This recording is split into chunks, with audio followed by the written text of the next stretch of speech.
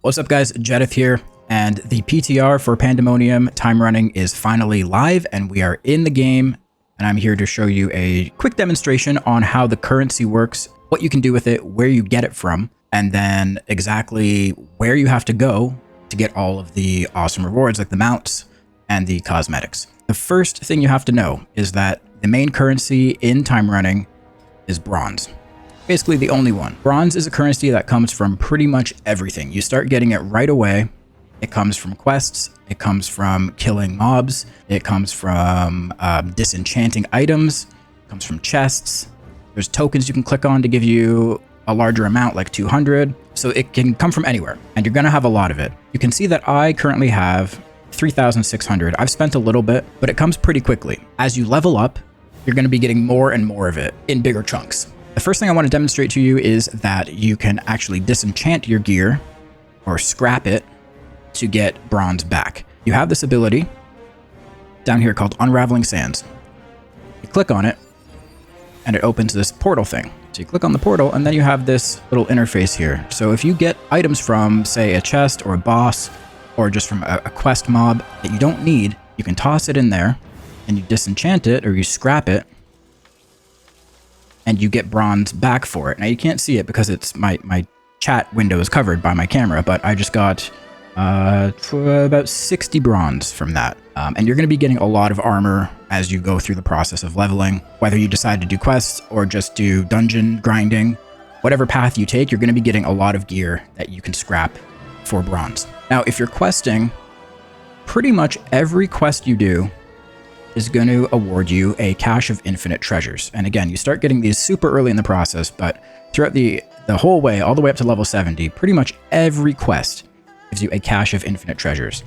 So I do have one here in my bags that I saved. So you can open these and you get, again, a piece of gear, you get some gems, and I got 30 bronze from that. Obtaining bronze is super easy, and it's kind of just happens passively. Now, there is a certain place in each zone called the bazaar that you have to go if you want to spend these. Each zone has one. It's in different places. You could see it on your map.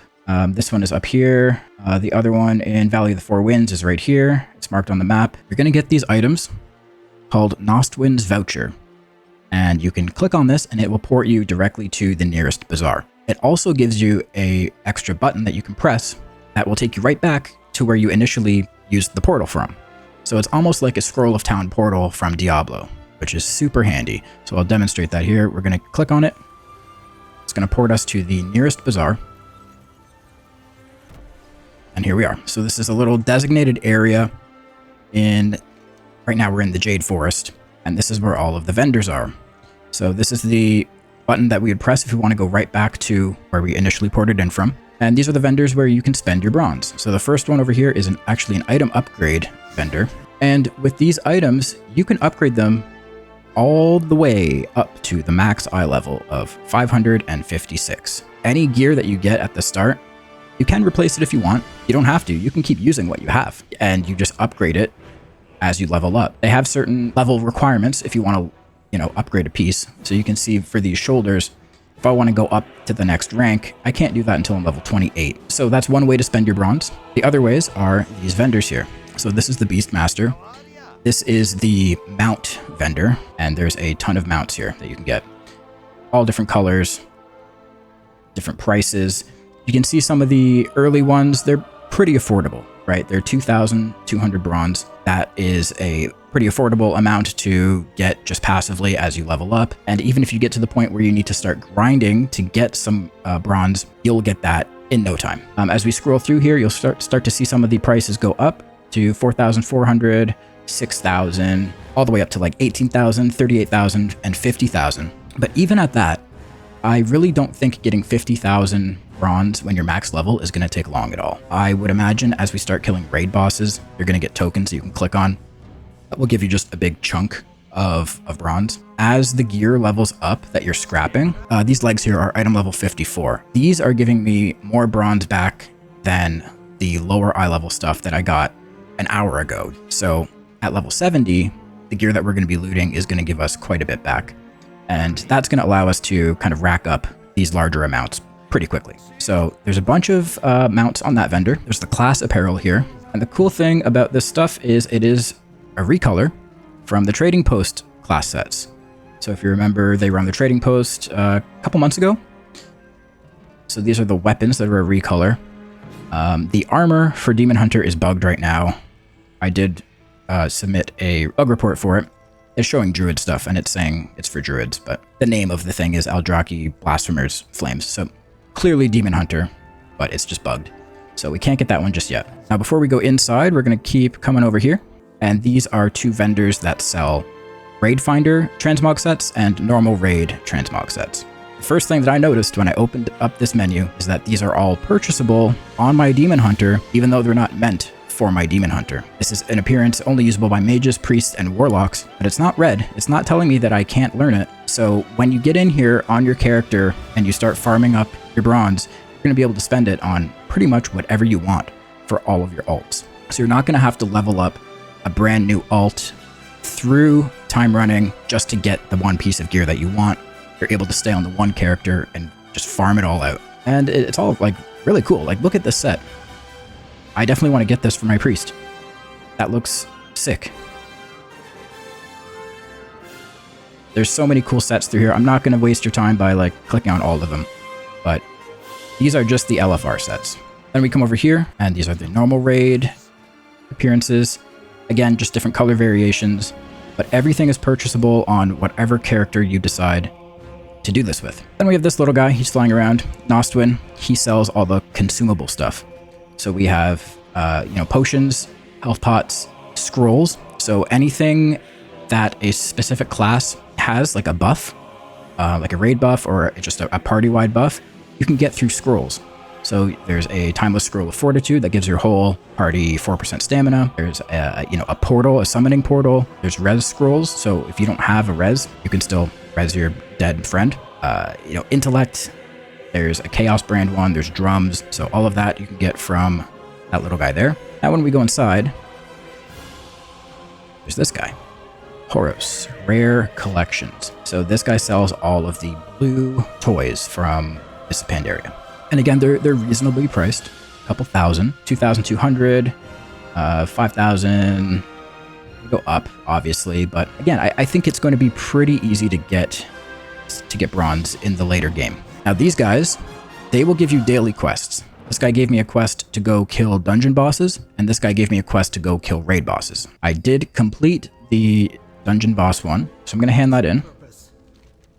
And you can see it's giving me a minor bronze cache and a cache of infinite treasures. So like I said, you get these caches from pretty much everything, every quest. And I'm going to go ahead and open it.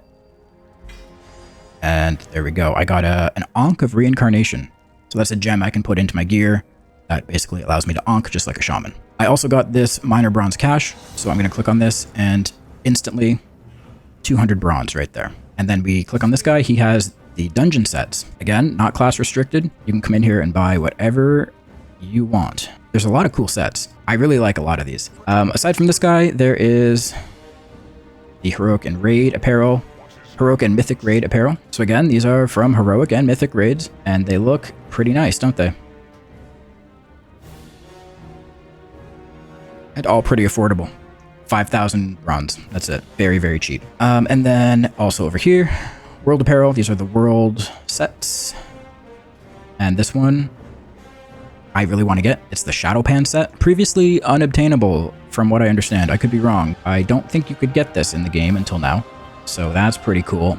And the cool thing about these ones on this vendor is that they are not class restricted in terms of using them. So like the other ones, you could learn them on whatever character, but then they were only, those transmogs were specific to the classes that it indicated. But these ones you could use on any class. You could use this transmog on a warrior. You could use it on a mage. You could use it on a demon hunter. So there's the Shadowpan. There's the Korkron Shaman Vestments.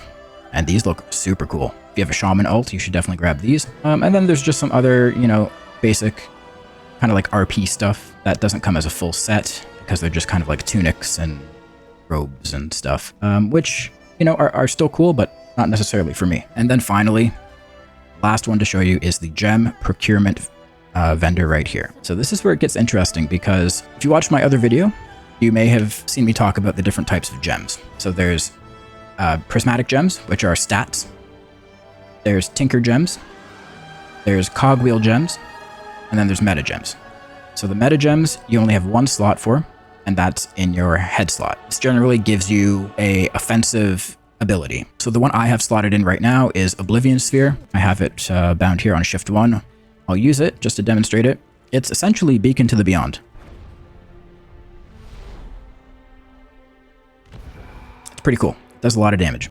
So that's the meta slot. Then you have the cogwheel gems. Cogwheel ones are kind of like offensive, sometimes defensive. They're kind of like a mix.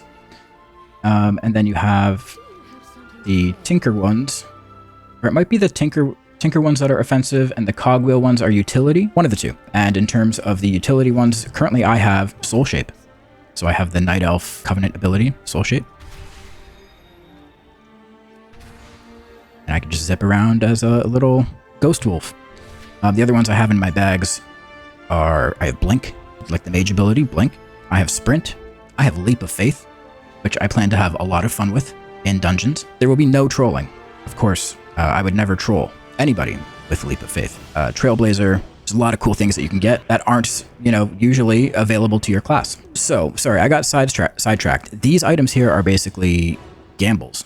So if you want to get a specific type of gem or a certain ability that you might be missing, you can buy this token and you use it, and you can see it gives you a meta gem that you do not possess yet, which is good because you're not going to get the same one over and over. If you're looking for one in particular that you don't have yet, this is a good kind of path to get them. And yeah, same with the prismatic gems. So the way the prismatic gems work, you have to combine them to get better quality. So if we look over here, I have 3 chipped deadly sapphire gems. And if you look at the tooltip, it just says plus critical strike.